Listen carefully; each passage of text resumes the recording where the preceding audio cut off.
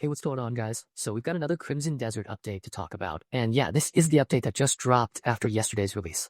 A lot of players were still getting settled into the game, reporting issues, finding bugs, and running into some unexpected problems. So the developers have already pushed out another patch to address several of those concerns. It's not a massive content update or anything like that, but it does focus on stability, bug fixes, and quality of life improvements that should make the overall experience a lot smoother. The big thing here is stability. A couple of the biggest fixes are tied to crashes, and that alone is enough to make this update worth paying attention to. One of the issues was the game sometimes crashing during teleportation through Abyss Nexuses or during combat, which is the kind of thing that can make you tense up every time you fast travel or get into a fight. Nobody wants to be in the middle of an important moment and have the game just fall apart on them, so that fix is a pretty welcome one. They also patched a crash that could happen while hatching eggs near the Wyvern's Cradle, which is very specific.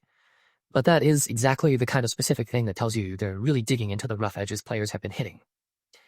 And speaking of movement, there was also a fix for a problem where movement could get blocked by small animals and certain effects.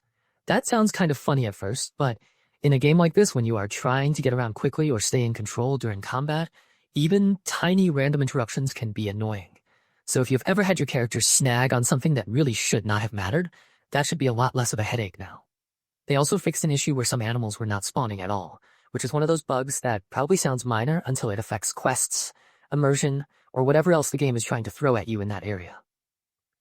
There is also a quality of life fix for mission dispatch. Before this patch, filter categories could reset when sorting mission dispatches, which means if you were trying to organize things a certain way, the game would just decide to undo your setup. That is one of those little interface bugs that can get irritating way faster than people expect. It is not dramatic, but it is the kind of thing you notice every time you open the menu, so getting it cleaned up helps the whole experience feel smoother.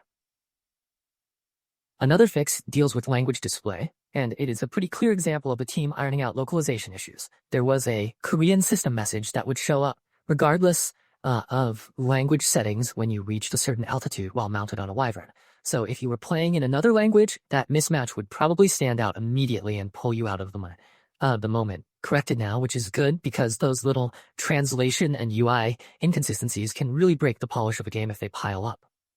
They also fixed the description for the Sigil of Valor item. Apparently the text made it sound like Iron Eagle and Phoenix could equip it too, when that was not actually the case. So that one is more about clearing up confusion than changing balance, but again, it matters. Bad item text can lead players to waste time or build expectations around something that is not real, so it is good to see the description brought in line with how the item actually works. Now, the patch notes also point people to the known issues list, and there are still a few things hanging around that players should keep in mind.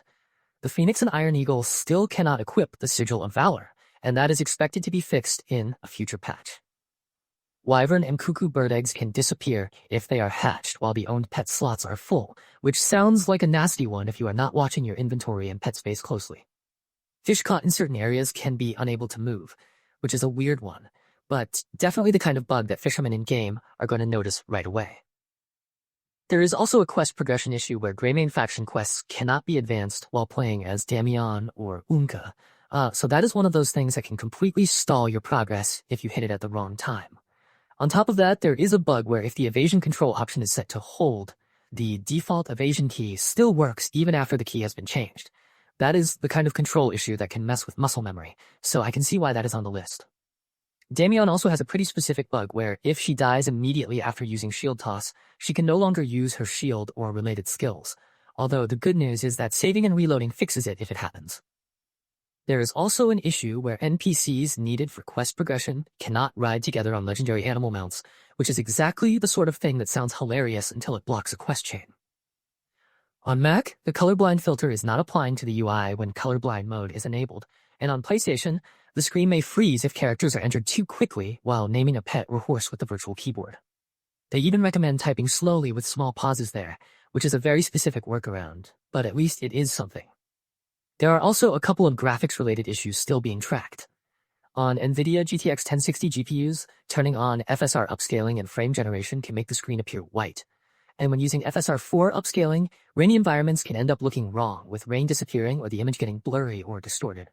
So yeah, this update definitely helps, but there is still some cleanup left to do. Overall, this feels like one of those patches that is not trying to wow anyone with brand new content, but it does the important behind-the-scenes work that keeps the game running better. Crashes get reduced, menus behave a little better, item text makes more sense, and a handful of frustrating edge cases get knocked down. That kind of update is easy to overlook at first, but once you start playing and notice the game holding together a little more cleanly, that is when it really starts to matter.